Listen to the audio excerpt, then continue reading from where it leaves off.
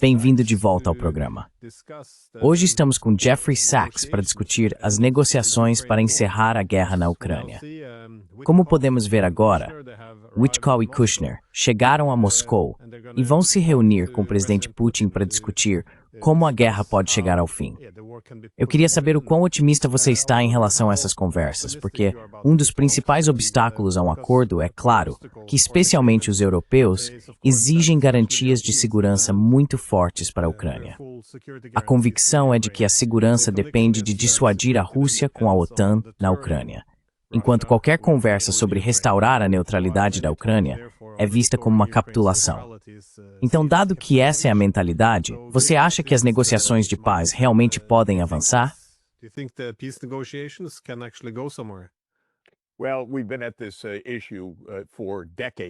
Bem, temos lidado com essa questão há décadas, não apenas há alguns anos. Então, o ponto que você está levantando está completamente correto.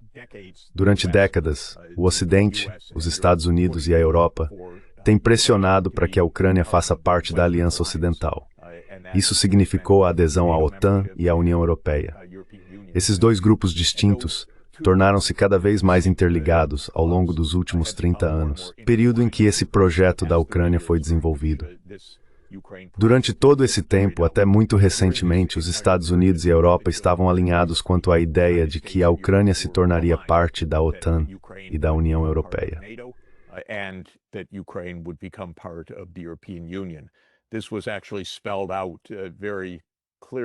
Isso foi claramente exposto por Zbigniew Brzezinski em 1997 em seu livro O Grande Tabuleiro de Xadrez e também em seu artigo Uma Grande Estratégia para a Eurásia. Ele vinculou as duas coisas, a adesão à União Europeia e à OTAN, e disse que essa era a ampliação em direção ao Ocidente que a Rússia teria de aceitar. Pois bem, a Rússia não aceitou. A Rússia se opôs a isso basicamente desde 1991. Quando isso se tornou um projeto real em meados da década de 1990, a Rússia se opôs e tem se oposto desde então. Também é verdade que a Ucrânia sempre esteve internamente dividida em relação a essa questão. A própria Ucrânia é uma mistura de língua e etnia nacionalista ucraniana no oeste e populações de etnia russa no sul e no leste, no Donbass.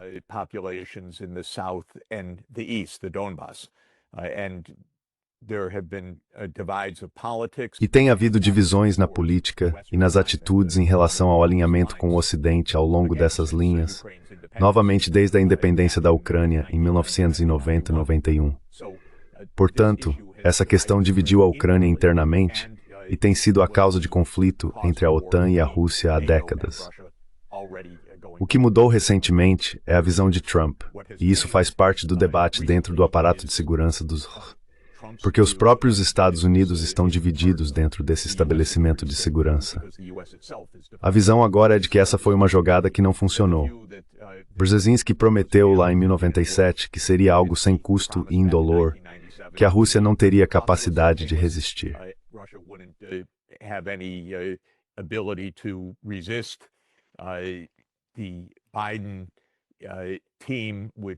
A equipe de Biden, que tem liderado o esforço de guerra desde a escalada da Rússia em fevereiro de 2022, acreditava que a Rússia entraria em colapso rapidamente, seja no campo de batalha, economicamente ou politicamente.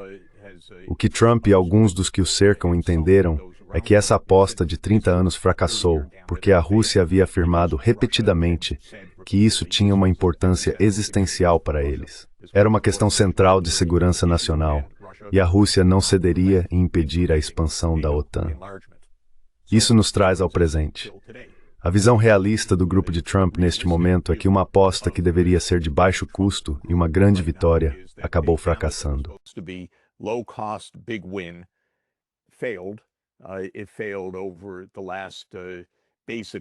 Isso fracassou basicamente nos últimos 30 anos, mas especificamente nos últimos 11 anos, porque os Estados Unidos instalaram um regime pró-OTAN na Ucrânia em fevereiro de 2014. Supunha-se que depois disso seria algo simples, que a OTAN apenas se ampliaria e a Rússia recuaria. Então agora os Estados Unidos estão dizendo, chega. Temos outras coisas a fazer, outros interesses no mundo. Não queremos mais escalada. Nossos estoques estão bem reduzidos depois de todos esses anos de guerra, das guerras no Oriente Médio e dos riscos de conflito no leste asiático. É hora de reconhecer que isso era de fato existencial para a Rússia. Para o Ocidente, era uma tentativa, eu diria que para os Estados Unidos era um jogo que deveria ser fácil. Não funcionou. Então o grupo de Trump quer encerrar isso, cortar as perdas. And it cut the losses. The European leaders say no. Os líderes europeus dizem, não, esta guerra precisa continuar. O regime ucraniano, que é um regime instalado pelos Estados, talvez de forma ainda mais compreensível, diz, não, esta guerra precisa continuar. O regime depende completamente da continuação da guerra. Zelensky não tem perspectivas políticas assim que a guerra terminar. Tem sido uma máquina de corrupção lucrativa, além de todos os outros problemas. O enigma para muitos de nós é porque os alemães, os franceses, os britânicos, e com isso não me refiro ao público, mas ao pequeno grupo de liderança, estão tão determinados a lutar uma batalha perdida que já custou pelo menos 2 milhões de baixas ucranianas. Tem sido um desastre. Por que eles estão tão interessados em continuar essa batalha? Eu diria algumas coisas sobre isso. I would say a couple of things about that. One is that their publics are not with them. Uma razão é que o público deles não está com eles. Scholz, Starmer e Macron estão entre os políticos menos populares do mundo. Eles não têm apoio popular em seus próprios países. Seus povos não querem a Terceira Guerra Mundial. Eles não querem guerra com a Rússia. Na verdade, gostariam de ter aposentadorias, seguridade social e padrões de vida decentes mantidos. Eles não querem essa militarização. Portanto, essa não é uma causa popular na Europa. É a causa de Scholz, Starmer, Macron e do pequeno grupo que eles representam. Agora, qual é essa causa? Eu diria que a maioria das pessoas que analisam isso de perto não tem uma resposta convincente para essa pergunta. Será que o futuro político deles está atrelado a um projeto fracassado e eles não conseguem admitir que estavam errados? And so they can't admit wrong? Is it that they're pawns of the military-industrial complex? Será que eles são peões do complexo militar industrial, tanto o deles quanto o dos Estados Unidos? Quando olho para Merz e o ouço falar, sinto quase como se fosse um alemão querendo vingança contra a Rússia pela Segunda Guerra Mundial. Isso pode soar um pouco duro, mas Merz é vulgar. Ele é um belicista. Não disse uma única palavra sobre paz desde que se tornou chanceler, e seu apoio na Alemanha está desabando. Então estou longe de ser o único a dizer isso. Na verdade, estou alinhado com a grande maioria do povo alemão ao afirmar isso. Tudo isso é para dizer, Glenn, que não estamos lidando com um problema novo. Estamos lidando com algo que vem acontecendo há 30 anos. Durante o segundo mandato de Trump, ele repetidamente dizia, vamos acabar com esta guerra, pelas razões que venho mencionando. Então os europeus e Zelensky intervieram. Then the Europeans and Zelensky have run in, and Trump has changed his tune. E Trump mudou de tom, refletindo não apenas suas oscilações de humor e alta volatilidade, mas também o fato de que o aparato de segurança dos Estados Unidos está dividido. Há o complexo militar e industrial nos Estados Unidos, que está feliz em continuar lutando. Eles estão ganhando muito dinheiro. Esta é uma guerra muito lucrativa para os contratantes militares e para os senadores e congressistas que os apoiam. Então, quando você pergunta, isso é o fim? Logicamente deveria ser. Mas Trump recuou todas as vezes em que disse aos seus interlocutores russos, vamos encerrar isso com base na neutralidade da Ucrânia. Se ele vai recuar novamente é a questão. Espero que a guerra termine para salvar a Ucrânia dessa guerra terrível, equivocada, fútil e aparentemente perpétua que já dura bem mais de uma década, e desse projeto mais amplo que vem acontecendo há 30 anos.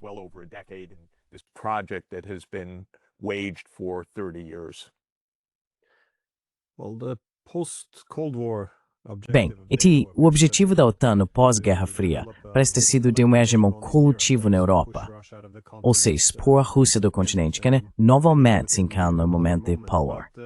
Mas parte da divisão a que você se refere dentro dos Estados Unidos parece estar relacionada ao surgimento de uma nova ala de políticos americanos que acreditam que a aspiração hegemônica esgota os Estados Unidos e também impede o país de se ajustar a essas realidades multipolares. Ou seja, os Estados estão se atolando na Europa, quando em um mundo multipolar, suas prioridades deveriam ser ter mais influência no hemisfério ocidental, além de quererem confrontar a China na Ásia. Não que isso seja necessariamente uma ótima ideia, mas pelo menos a Europa deixou de ser uma prioridade.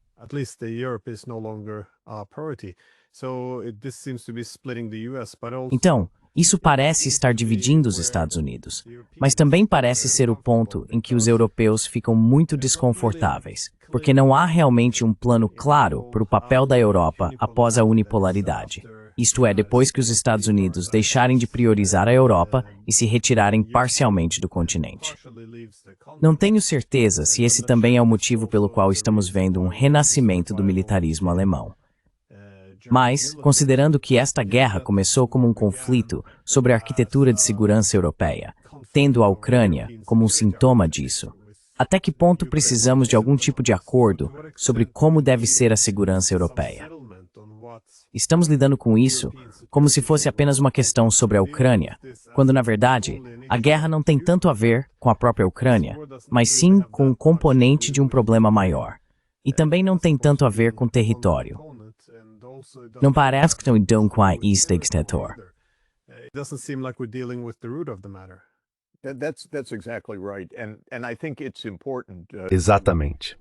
E acho importante reconhecer que essa jogada dos Estados Unidos, aquela que Brzezinski descreveu em 1997, fazia parte de um quebra-cabeça maior. Era o tabuleiro de xadrez global, não apenas uma questão europeia. A crença nos Estados Unidos, nos anos 1990, era a da unipolaridade, de que havia um único hegemon global, os Estados Unidos, e que era papel desse hegemon garantir que nunca seria ameaçado por nenhum desses rivais no futuro. Uma parte disso era encurralar a Rússia, cercá-la na região do Mar Negro e basicamente reduzi-la a uma potência de terceira categoria, ou menos.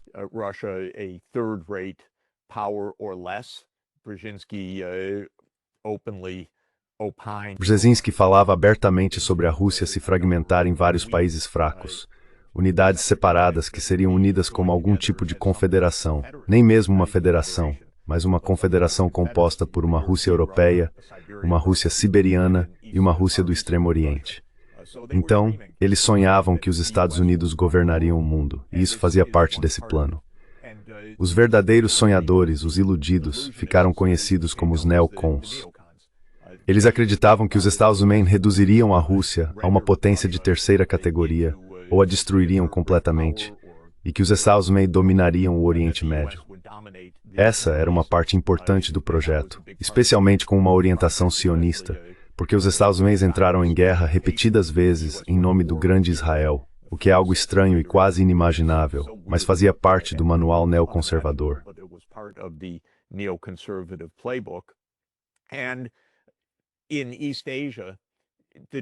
E no leste asiático, a verdade é que eles não tinham uma estratégia para a China, porque não eram pessoas muito inteligentes. Eles não conseguiam prever o futuro e não perceberam que a China se tornaria uma grande potência. Se voltarmos ao final da década de 1990, a China mal aparecia em qualquer uma das discussões. Não é como se estivessem planejando o que fazer. A China era apenas um lugar que montaria nossos brinquedos, componentes automotivos, eletrônicos, telefones e coisas do tipo. Na época não era uma questão de preocupação geopolítica. Assim, esse projeto unipolar tinha sua dimensão europeia na ampliação da OTAN. E isso, é claro, ia contra a visão alternativa fundamental de segurança europeia, que era supostamente aquela que havia encerrado a Guerra Fria.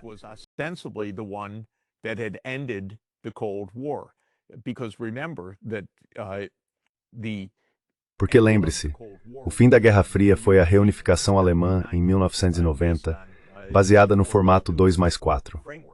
O objetivo desse acordo era a segurança indivisível na Europa, que não haveria blocos. Na verdade, foi bastante explícito por parte dos Estados Unidos e da Alemanha que a OTAN não desempenharia nenhum tipo de papel estratégico de bloco dali em diante. Os Estados Unidos disseram a Gorbachev, Não tiraremos proveito do seu fim unilateral da aliança militar do Pacto de Varsóvia, nem da sua fraqueza econômica e financeira no início dos anos 1990. Teremos segurança indivisível. Vários tratados e acordos no âmbito da Organização para a Segurança e Cooperação na Europa definiram esse tipo de segurança indivisível.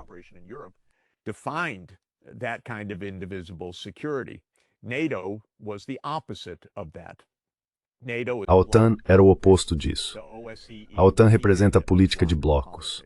A OSCE significava o fim da política de blocos. Eu estava lá na União Soviética em 1990 e na Rússia a partir do final de 91 e ouvi muito de Gorbachev, de Yeltsin e de outros sobre uma casa europeia comum, segurança indivisível, o fim dos blocos, paz e cooperação. Acreditei nisso naquela época e ainda acredito. Acho que essa é a resposta para a segurança europeia. Os europeus, aliás, nestiu eitet, me parece estranho, ou oferecerem a paz, e esbautir a gestir. And they have basically rejected it. First, under the push of the United States. Primeiro, sob pressão dos Estados Unidos, eles disseram sim, preferimos a hegemonia dos Estados a uma casa europeia comum. Eles fizeram essa escolha. Tinham dúvidas e apreensões. O verdadeiro confronto ocorreu na cúpula da OTAN em Bucareste, em 2008, quando os Estados Unidos disseram, chegou o momento, vamos expandir a OTAN para a Ucrânia e a Geórgia. A chanceler Merkel e o presidente Hollande disseram que não era uma boa ideia. George Bush bateu o pé e disse, vamos fazer isso. Eles disseram, ok, vamos fazer isso. Foi então que o hegemon norte-americano prevaleceu e a ideia de qualquer tipo de segurança indivisível desapareceu completamente. Portanto, quando se pergunta o que significa segurança para a Europa agora, a Europa precisa de um arranjo de segurança que não seja baseado em blocos. Not based on blocks. But Europe can't get its head around that. And by the way, Europe... Mas a Europa não consegue entender isso. E, aliás, a Europa já cometeu esse erro tantas vezes. Há uma espécie de teimosia obstinada na Europa. Estou relendo a história da Polônia se recusando a formar um acordo de segurança comum com a União Soviética em 1939, mesmo quando a Alemanha nazista estava prestes a destruir a Polônia. Mas a Polônia odiava tanto os russos que nem sequer considerou buscar proteção na União Soviética em 1939. Se olharmos para isso agora, é completamente suicida, e a Europa é simplesmente um lugar difícil. Todos se odeiam, e por isso não conseguem imaginar uma segurança coletiva, não conseguem imaginar uma segurança indivisível. Agora, o que eu recomendo para isso? Now, what do I recommend for this? I recommend that the Europeans have Recomendo que os europeus mantenham uma diplomacia direta com a Rússia. E, aliás, recomendo que vocês não coloquem a segurança europeia literalmente nas mãos de alguns políticos dos Estados Bálticos. Isso seria colocar a política da Europa nas mãos das pessoas mais ferozmente russófobas de todo o continente. Mas se a Europa mantiver sua russofobia, não haverá segurança para a Europa. E se a Europa não se engajar na diplomacia, não haverá paz para a Europa, independentemente do que os Estados Unidos façam. Portanto, quando você me pergunta como deve ser o arranjo de segurança europeu, é que os europeus entendam que a Rússia não vai a lugar nenhum. A Rússia faz parte da Europa.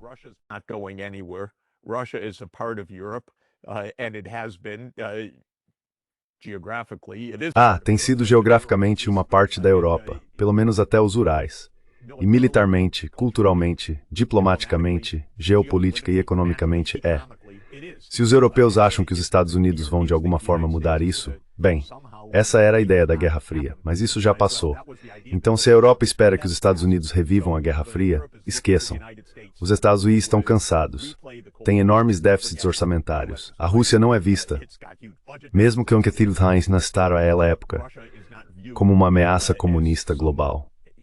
Os Estados Unidos simplesmente não estão interessados nos ódios europeus. Portanto, eles deveriam conversar com os russos e descobrir realmente o que significa sua segurança indivisível.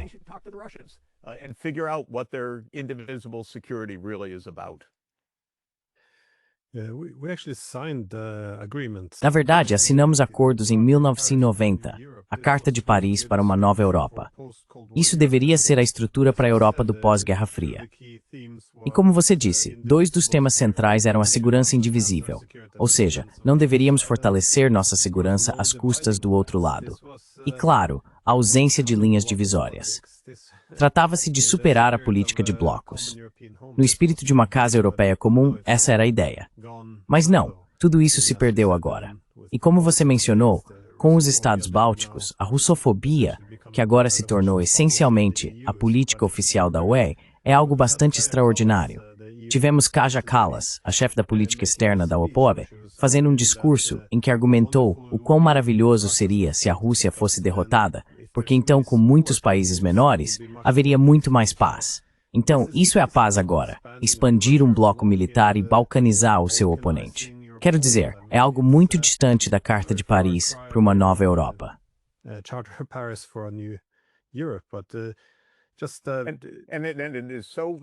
E isso é tão doloroso para mim, porque tendo feito parte do grupo de estratégia econômica de Gorbachev em 1990, tendo proposto ajudar na transformação econômica do sistema soviético fracassado para um funcional, e vendo essa proposta ser rejeitada pelo Ocidente, eu assisti a tudo isso. Sentei-me frente a frente com Boris Yeltsin em dezembro de 1991, quando ele disse ao nosso pequeno grupo que a União Soviética havia acabado e que ele queria paz e cooperação com o Ocidente, que a Rússia fosse apenas um país normal ao lado do restante da Europa.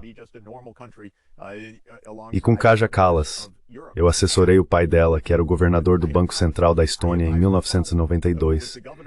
Ajudei a Estônia a criar seu Banco Central e sua moeda.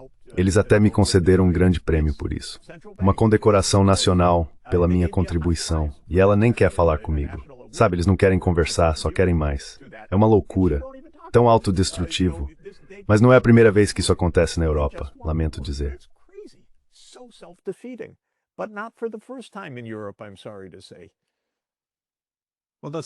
Bem, essa é só a minha última pergunta rápida. Você vê isso como, quando os líderes europeus dizem que a Rússia está planejando atacar assim que terminar com a Ucrânia, eles virão atrás de nós. E é por isso que precisamos lutar contra eles agora. Eles realmente acreditam nisso ou não? É encenação. Considerando que você já interagiu com essas pessoas bem, com a maioria das que estão no poder agora, qual é a sua impressão? Porque, por um lado, se eles quiserem manter a guerra por mais um tempo, precisam vender essas narrativas. Mas às vezes dá a impressão de que eles realmente acreditam nas coisas que estão propagando também. Então é muito difícil saber, porque em alguns momentos eles disseram exatamente o oposto. Eles reconheceram que criar uma Europa sem a Rússia inevitavelmente se tornaria uma Europa contra a Rússia. Acho que Angela Merkel chegou a fazer esse comentário. Então, eles acreditam nisso ou é apenas encenação?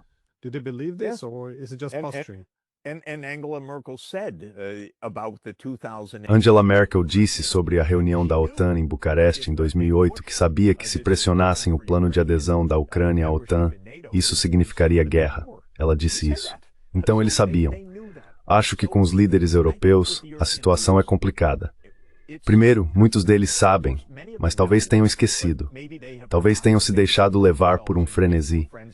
E lembremos, eles são completamente impopulares. Seja o que for que estejam dizendo, não estão levando suas populações junto com eles. Portanto, eu diria que os dois pontos mais importantes são: primeiro, o público não acredita nisso. E segundo, os europeus, se acreditam, a primeira coisa que eu faria, se realmente acreditasse nisso, seria sentar com os colegas russos e dizer como garantimos que isso não aconteça.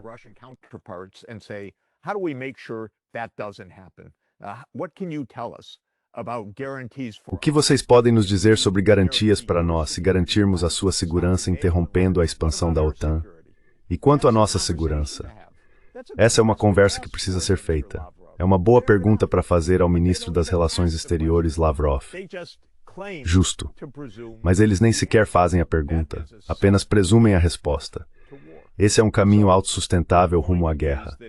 Então a questão é, se eles realmente acreditam nisso, ou são suicidas ou homicidas em relação às próprias populações, Ou são tão tolos que não entendem que, se acreditam nisso, é melhor sentar com seus interlocutores e encontrar uma forma de garantir que isso não aconteça. Porque há coisas que se pode fazer na diplomacia, acordos que se pode alcançar, zonas de neutralidade, zonas de amortecimento, monitoramento e compromissos que realmente importam. E eles nem sequer tentam explorar essas possibilidades.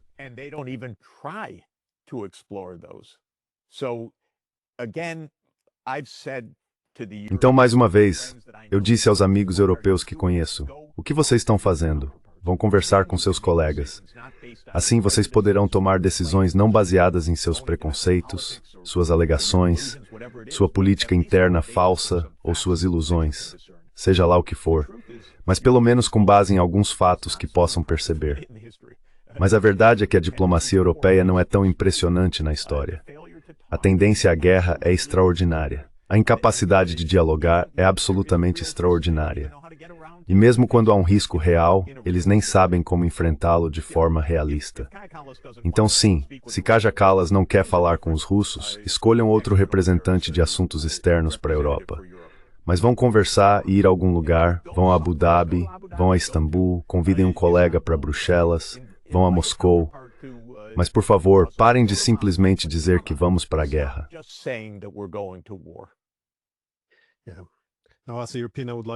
Agora, como europeu, eu gostaria de ver a Europa mais representada nas instituições internacionais. Mas, ao mesmo tempo, também reconheço que Kaja Kallas não representa os interesses dos europeus. Então, muito obrigado por dedicar seu tempo. É ótimo estar com você. Muito obrigado.